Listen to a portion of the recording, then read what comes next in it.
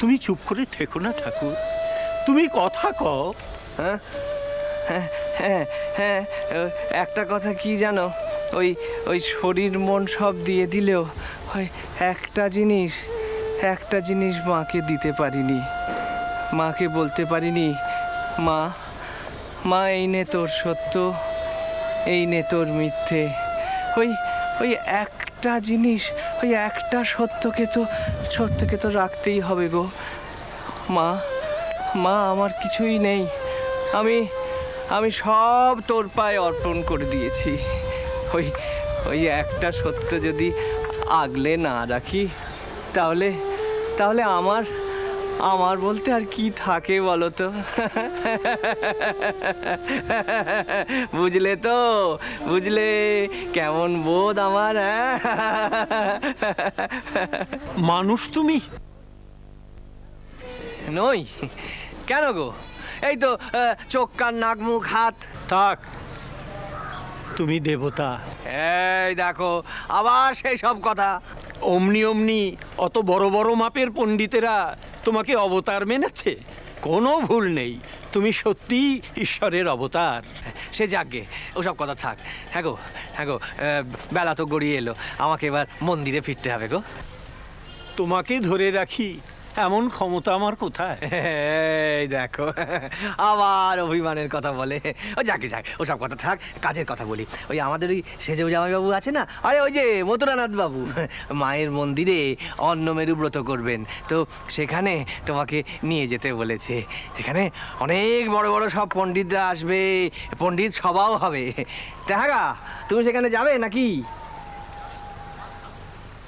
ও বুঝেছি, ওই কৈবর্ত বলে কোনো বাধা টাধা আছে নাকি? হ্যাঁ, কি যে তুমি বলো ঠাকুর, তোমার সঙ্গে গিয়ে হাড়ির বাড়িতেও আমি খেয়ে আসতে পারি, আর এ তো কৈবর্তর ডাকা সভায় যাব, এ আর এমন বড় কথা কি? যাক বাবা যাক, নিশ্চিন্ত হলাম। জয় মা।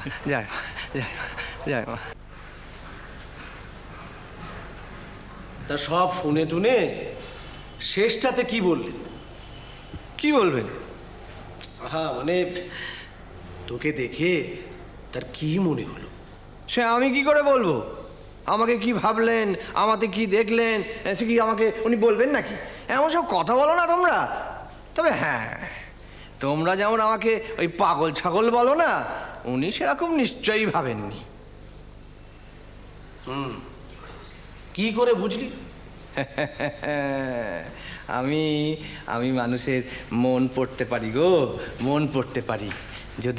যদি তাই ভাবতেন, তাহলে কি উনি আমার সঙ্গে ওই হাড়ির বাড়িতে খেতে বসবার কথা বলতেন? ওই তোমাদের মতো আমাকে কেউ ভাবে না। তবে একটা জিনিস, সেটা কিন্তু ভারী মজার। কি? ওই আমার ওই সমাধি দশা নিয়ে না উনি কেমন যেন একটু ধন্দে পড়ে গেলেন। কার কথা বলছে বাবা? পদ্ম পণ্ডিতের কথা বুঝি?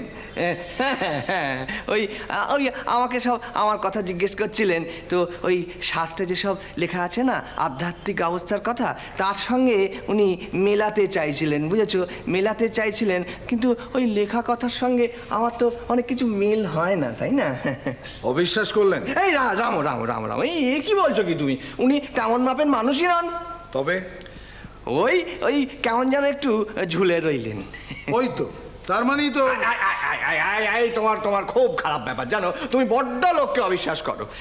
এই কদিন পদ্মপণ্ডিত বলে নাচলে, এখন আবার তার দোষ ধরবার চেষ্টা করছো। এটা খুব খারাপ। এই তোমরা আমাকে কত রকম ভাবে যাচাই করনি বলো? হ্যাঁ, তখন তো তারপরে তো আবার অন্য কেউ কিছু বলে তারপরে তুমি দোষ দেবে। ও তুমি যাই ভাবো না কেন, আমি ওই হক কথা বলার চেষ্টা করব। উনি কত বড় একজন বেদজ্ঞ মানুষ, আমায় কত আদর করলেন, মান করলেন, যত সব বাতিগ্রস্ত ভাবনা।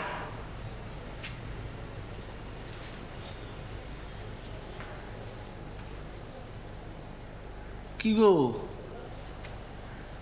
এই তুমি কি আমার রাগ করে বসলে নাকি? আজকাল তুমি আমাকে বড় বকাঝকা করো বাবা। এই দেখো,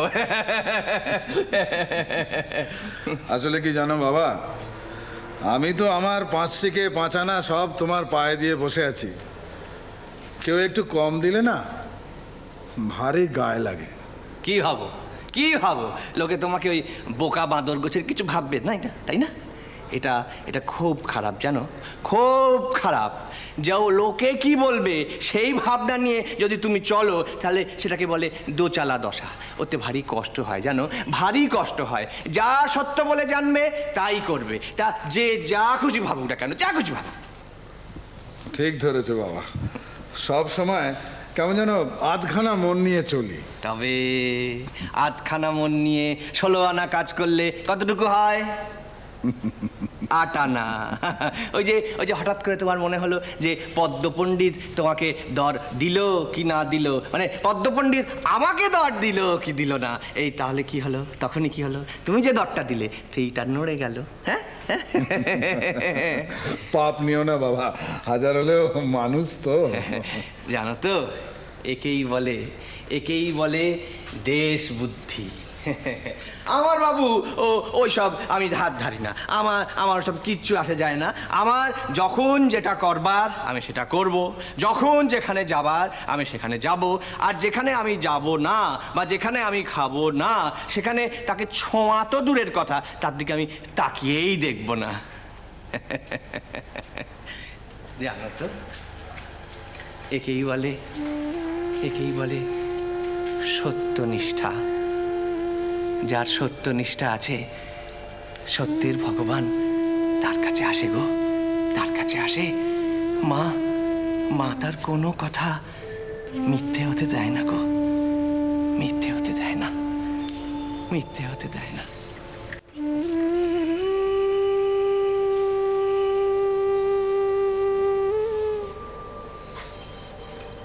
ব্যাপার কি সেজবাবু? হ্যাঁ, ব্যাপার কি? আসলে বাবা আমার দোষ ধরেছেন। কেন, আপনি কি কিছু করেছেন? আমি ওই পদ্মপণ্ডিতের ব্যাপারে একটু অনাস্থা প্রকাশ করে ফেলেছি। অনাস্থা? কেন? আসলে কি জানেন, বাবা যখন দেবদশাতে থাকেন তখন বাবা ভগবান, সমস্ত কিছু ধরা ছোঁয়ার একেবারে ঊর্ধ্বে। স্বাভাবিক। হ্যাঁ, আসলে বাবার তো কোনো খণ্ডবোধ নেই। আমি এই পদ্মপণ্ডিতের ব্যাপারে আধখানা মন নিয়ে তাকিয়েছিলাম, তা বাবা সেটা ধরে ফেলেছেন। আসলে এই মানুষটার কোনো তল পাই না আমি। আবার কথাও নয়। কেন? পণ্ডিত সভায় গৌরী পণ্ডিত কি বলেছিলেন আপনার মনে আছে? গৌরী পণ্ডিত বলেছিলেন উনি অবতার নন, ব্রহ্মের যে অংশ থেকে অবতারের উৎপত্তি উনি সেই অংশ বিশেষ। শুনুন সেজবাবু, সমুদ্রের তল আছে, পারও আছে, পৃথিবীর সীমা আছে, ভৌগোলিক গণ্ডিও আছে, আকাশের অন্ত আছে, পরিধিও আছে, কিন্তু ঈশ্বর তলহীন, পারহীন, সীমাহীন, গণ্ডিহীন, অনন্ত, অখণ্ড, অরূপ, অদ্বিতীয়। মানুষ সীমিত মন বুদ্ধি নিয়ে সেই অখণ্ড অনন্ত ঈশ্বরকে বুঝতে পারে না। হ্যাঁ, ঠিক তাই। শ্রীরাম কৃষ্ণ